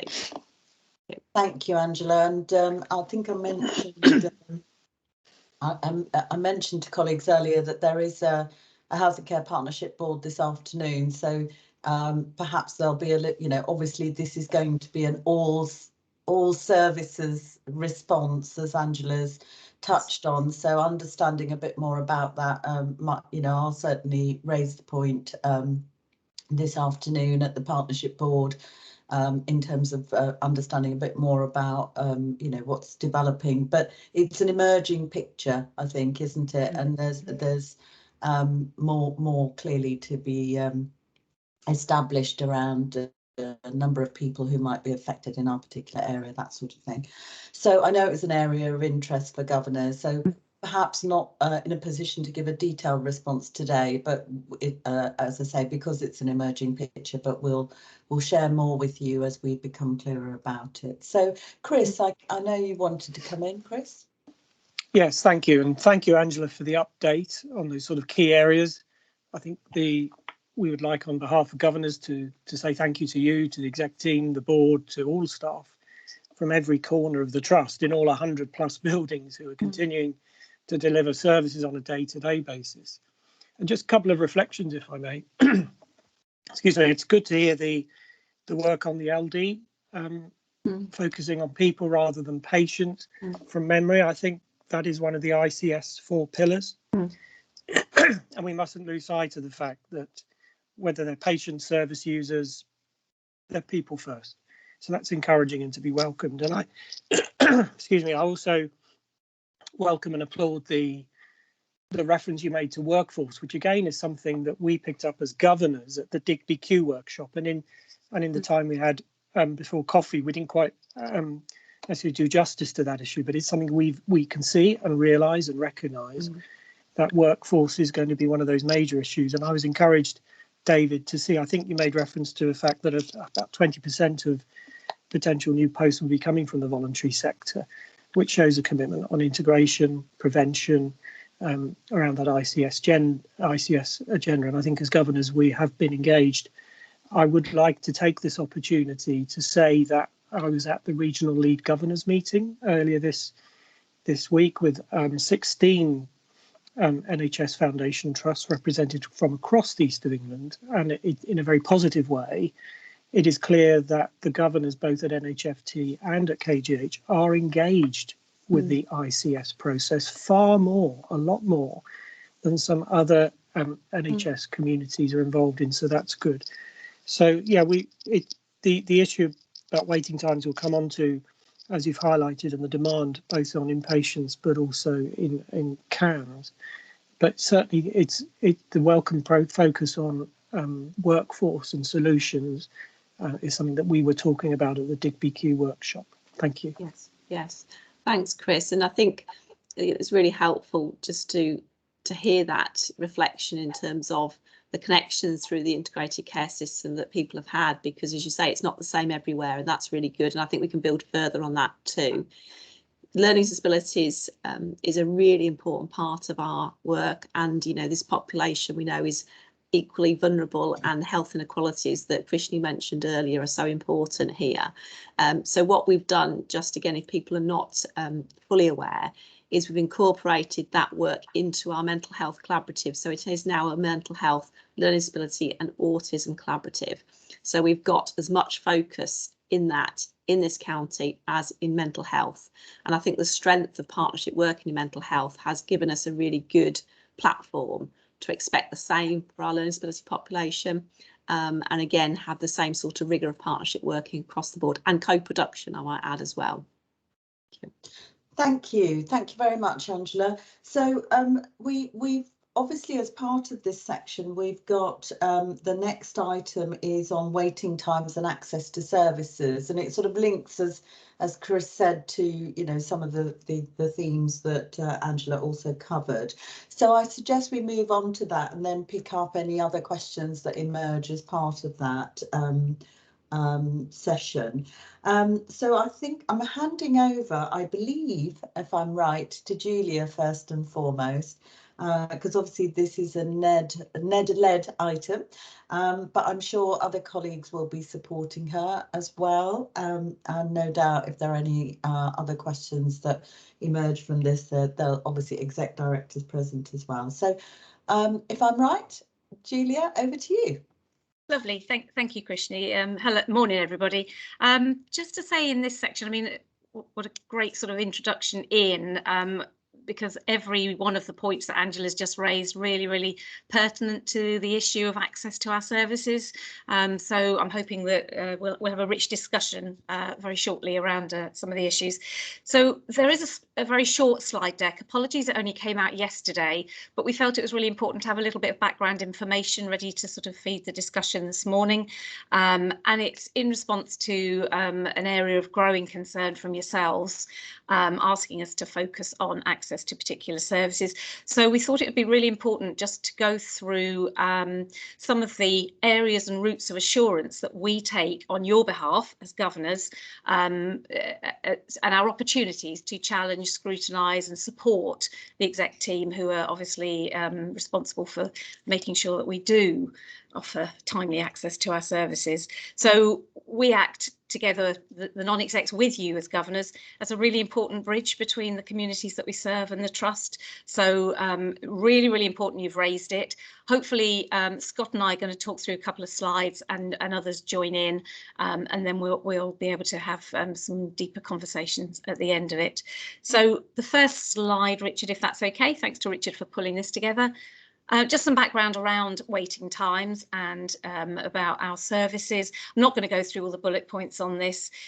The important thing from this is that we, as you know, we run a wide variety of services, and waiting lists only build up when our capacity to deliver those services is exceeded by the number of people being referred for that care or those assessments. And of course, forefront at our minds is we don't talk waiting lists and numbers either. This is all about people. And so the impact of needing some care and then not being able to get that in a timely way absolutely is why we're focusing on this. So we'll talk to you a little bit about some of the assurances we look for that people who are referred in, who do have to wait because we haven't got the capacity to deal with their cases, what we're doing about that to make sure that they stay safe while they're waiting. So Fiona acts as a really good link for us, because the last bullet point on here is that this is a known risk on our organisational risk register. It's been an issue for many of our services nationally, as well as for Northamptonshire for some time. And what we want to pull out for you is what we're actually doing, what the Trust are doing about some of the services and some of the issues. But it is monitored as a risk. Fiona's responsible for risk across the Trust and is a great link for governors. So really good link for us. That's really important. So if you want to just go on to the second slide, Scott's going to start to talk to you a little bit about the sources of assurance that we take. Thanks, Scott. Yeah. Thanks, Julia. So yeah, I mean, I just want to echo the comments around the fact that I think a lot of the conversation that we've had throughout the morning, and also as part of, you know, Angela's report in particular, provide a really strong build up to this, because I suppose, you know, we're about to look at the specifics of where we gain, excuse me, our assurance from. But I think the key part is that, you know, as a group of NEDs, we are obviously on your behalf and on behalf of the organisation already focusing on these areas. So, you know, if we look, first of all, I'm going to cover quantitative details, and in a moment, Julia is going to pick up again on qualitative stuff. But, you know, as you would anticipate, we are, you know, as we go through our various different committee meetings, focusing heavily on the data that we see. So, you know, our performance over time, all of the other characteristics that you can see there. But, you know, just to echo the point that Julia was making and that Angela made a minute ago, we talk people, not numbers. So the numbers are an indicator. They draw our attention to areas where concern is. But obviously, what would underpin our concerns in any of these areas is, you know, does that translate to an unacceptable delay or something that might actually even worse result in harm?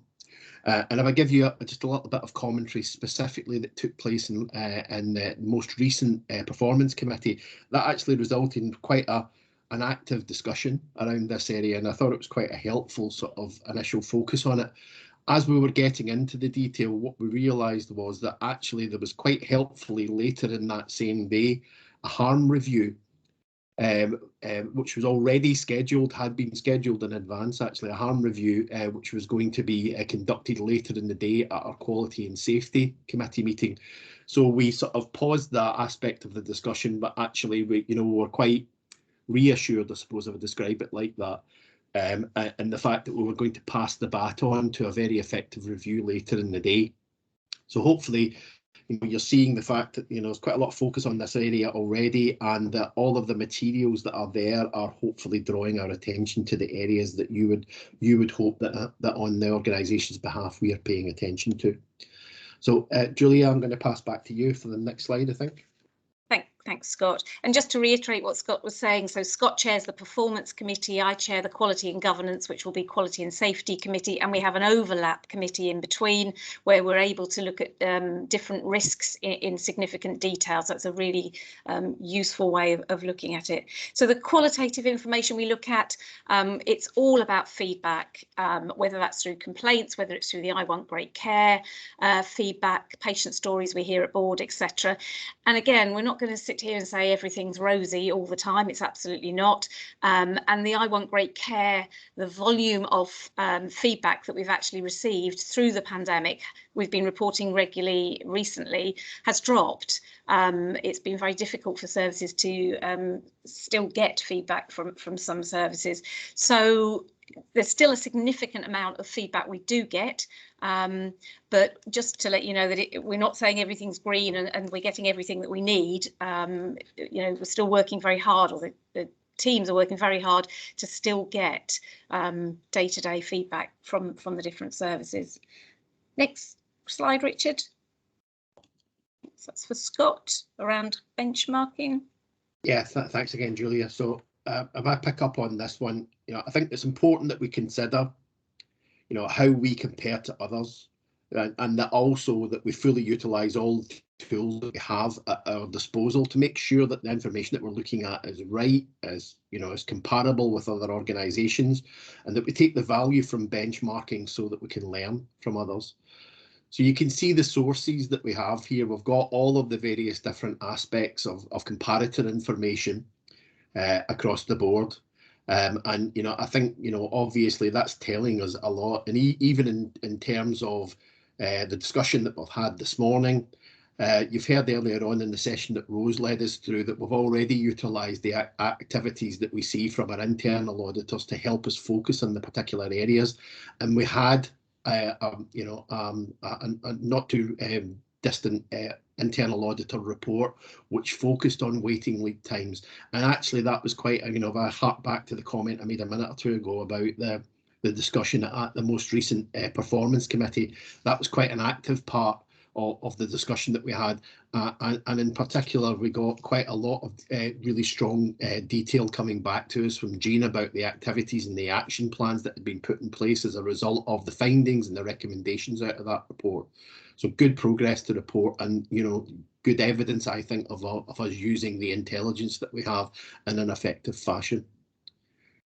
Okay, Julia, back to you, I think, for the next slide.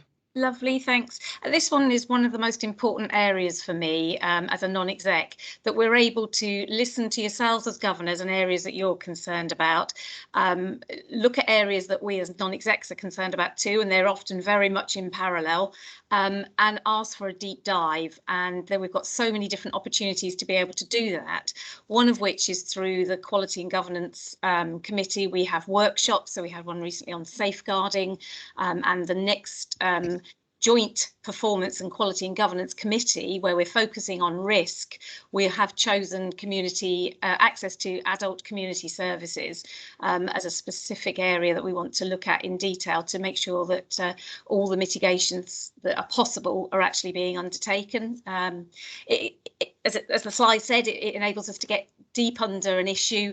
We have operational staff, some of our leaders come and talk with us, and for me it's one of the key pieces of assurance we have. So actually when you are bringing to us areas of concern, this is another mechanism for us to actually get really underneath the information and hear about the concerns and make sure that we're acting on your behalf. So that's the deep dives. And then just to summarise before we open it up, 3 main areas where actions are underway. We've talked about capacity. Angela mentioned earlier that all of our services have been pressurised and challenged, particularly through the pandemic. So part of it's around dialogue with commissions to make sure that we are doing everything we can to have the right capacity in our services. But the second point on there is really important as well, the focus on our workforce, which again Angela and others have mentioned this morning, and the topic of the deep dive of the Joint Performance and Quality Committee for the last 2 sessions has been the workforce risks. We're a people organisation delivering care to people, and we've gone into great detail to be assured that everything that's possible is being done to support the workforce, and you'll hear at many opportunities some of the work that's being done, and also the honest situation. We get that through the data of the challenges with our services. The other parts around improving efficiency to make sure we've got the right data, because it's no good us thinking we have a waiting list of 10 when in fact it's 30 or it's only 2. So there's been a lot of input around some people, infrastructure, to look at waiting lists and to make sure we've got accurate data for our services to then begin to look at the second part, which is the risk of harm to people who have got to wait, unfortunately, for some time. And then, so we asked for a review of the potential harm for some of the people on our waiting lists. Detailed report came to the Quality and Governance Committee, and we were able to explore all the reasons why waiting lists are going up, but also to be assured that services are looking at prioritising people on those waiting lists. It's not just a first come, first served. So that's really, really important for me, that we know we've got a problem. We know we have to hold waiting lists at the moment, but actually we are looking at the impact of that for people, and services have different ways of doing that. So in summary, they're the three main areas of actions we have. Hope it gives you a snapshot of the assurance we look for when we're talking about waiting lists and access to our services. We're not fully assured. We can't be fully assured. It's a wicked problem. Particular areas Angela's already mentioned around mental health, inpatients, community nursing services, CAMH services. You know, can't magic staff and suddenly have extra capacity, but we have to work within the system to make sure that we're doing the best we can. And certainly as part of the integrated care system, I think we are assured that all of our teams are at the table and really influencing to improve things. So very important, you keep asking us the questions. We'll keep looking, deep diving, bringing you more assurance. And then this sort of shines a spotlight really on some of the areas that you and we are concerned about. And I know that we'll open it up now for some conversations around specifics or anything that you want to ask us. That's okay. Thank you very much, Julia and Scott, really helpful. I'm conscious, I'm being reminded rightly that we're almost at 12 o'clock. So Chris, if it's very brief, then we can take your comment or question and then pause, or shall we take a pause now and start again at 12:01? I think that probably. Oh yes. Sensible. Yeah. I'm conscious we technically have run out of time at 12 o'clock, so we will need to, and I think I'm due to start our private meeting at 12:10. So just conscious that we'll need to manage that time to make sure we get to a hard stop at 1 o'clock. So should we take a pause now and come back together at 12:01? So if you've got any questions, save that for the moment, and we'll come back together.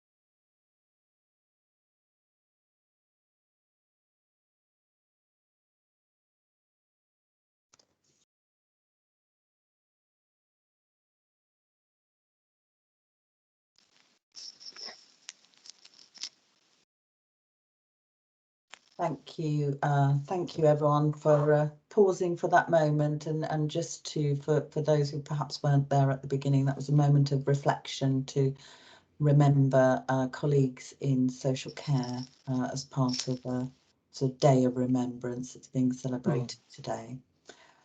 So thank you very much. I will now take the opportunity to bring Chris in. Chris? Yeah, thank you very much, Krishni, and thank you, Julia and Scott, for the update.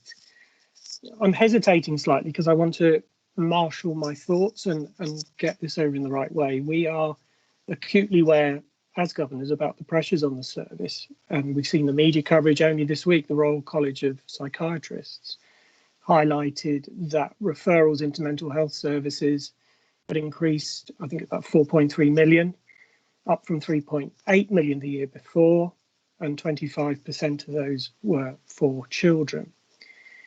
And it's interesting when you think of the conversation we had earlier about the quality account and the fact about, physical health issues of people on waiting lists.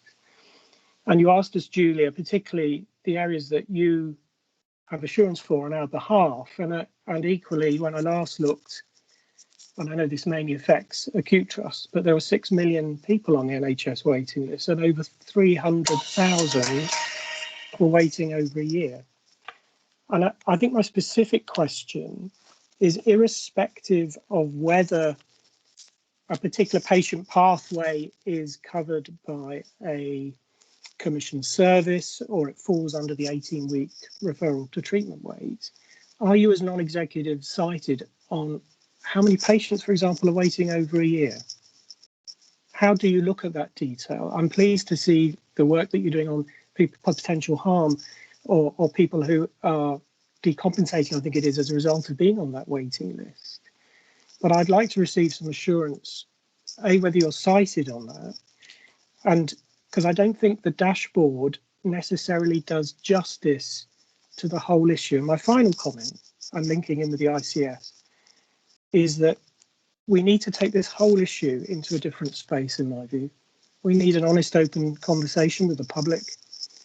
I declared my interest earlier as Kettering Mind partly because part of those referrals of the 4.3 million to NHS are for anxiety and depression. We in Kettering Mind are putting on courses for that free because we know the NHS is under so much pressure.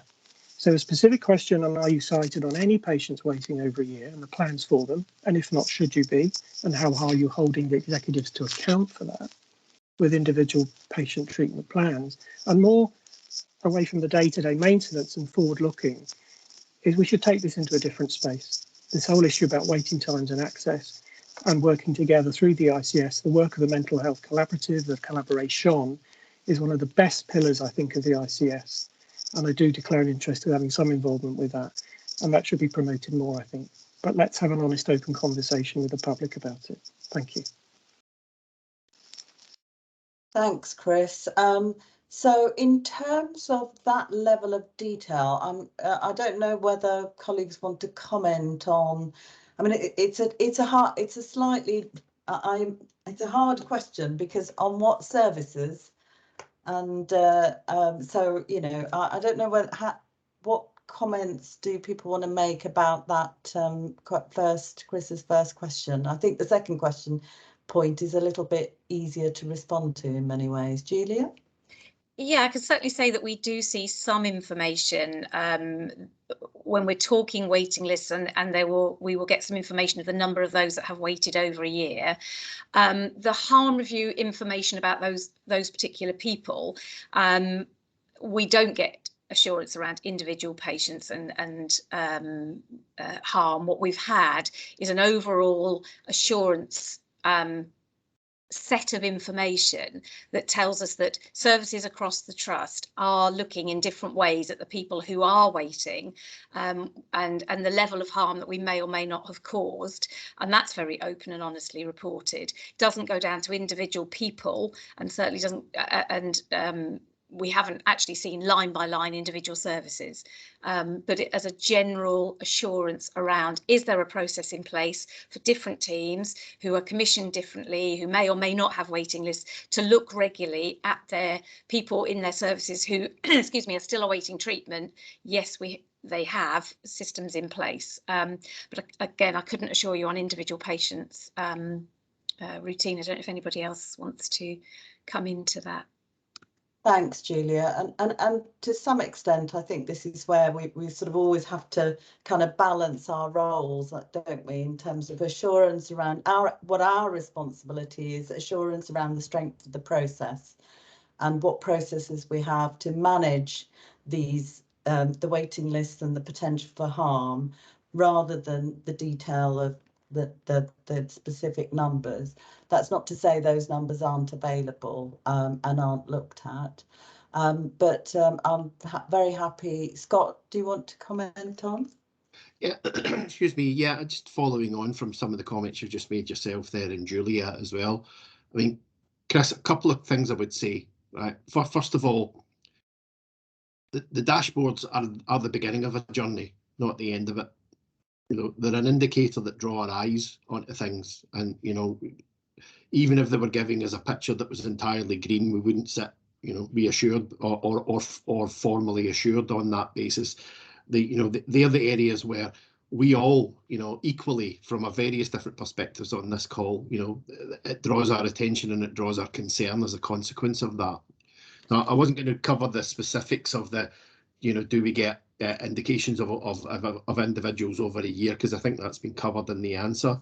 But I think what we're trying to put across in the comments that both Julia and I were making to you is that there's a lot of focus on this area right across the map, and in the final slide that Julia was talking to, right, around thinking about every area and every dimension that we could seek to improve the lot of our staff and our patients in relation to this, in terms of working to increase our capacity, both in terms of our workforce capacity, but also of our commissioned capacity. Thinking about being smart about the way that we provide the models of care, which is one of the points you were referencing yourself a moment ago, Chris, in relation to the CAMs. Doing everything we possibly can to mitigate the risk.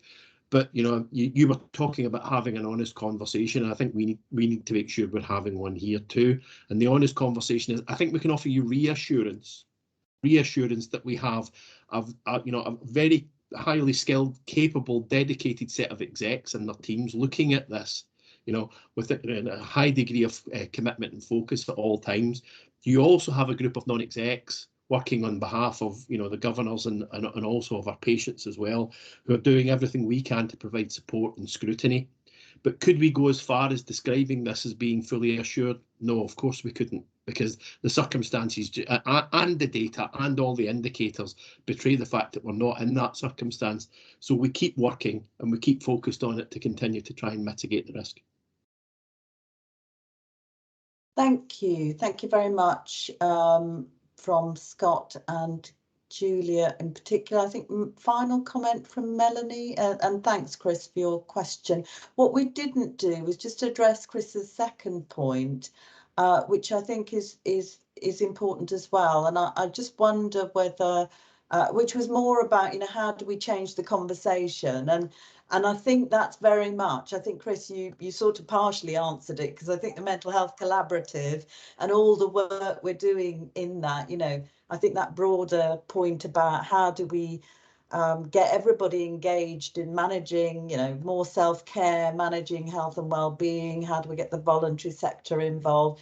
That's really where our collaborative is heavily focused, and I can see sort of Angela's nodding to that. So that's, I think we're all with you in the point that you've made, that's exactly where, as an ICS, we're trying to go, and obviously our collaborative will be a big part of that. Final comment from Melanie then. Yes, thanks, Krishni. Yeah, I just wanted to give a little reassurance, Chris, because Julia and Scott have absolutely articulated very clearly the role that we're playing and the breadth of scope that we are trying to cover and the depth with which we review elements. But I think it's probably worth also just pointing out the very important work of things like the Complaints Review Committee, which of course the NEDs are involved in, where if there are particular individual circumstances where people have taken the step of formally complaining to the Trust, those are always scrutinised, and many of them receive a much more detailed deep dive. And that also then can be a trigger and a jumping point to broader issues, and also some underpins some of the additional assurance that we receive. And the only other comment I'd like to make is that where I also get some assurance from a personal perspective is, we mentioned at the start, I think, that this is a system-wide issue, as Chris has just pointed out, but also our services are commissioned. And therefore, a lot of our opportunities to address some of these issues demand, those discussions with the commissioners to support us to try and change the paradigm, if you like, to try and change the results. And I do think we also get some good visibility, I think, through performance, but also through Quality and Safety Committee, around where those conversations are taking place and the progress that is being made. And I think that's really important, because, that is actually where we have some of the greatest challenges in waiting list performance. It demands a change in the concept coming from the Commissioner as to how we can satisfy the patient demand. I just wanted to touch on that, Krishni. Thank you.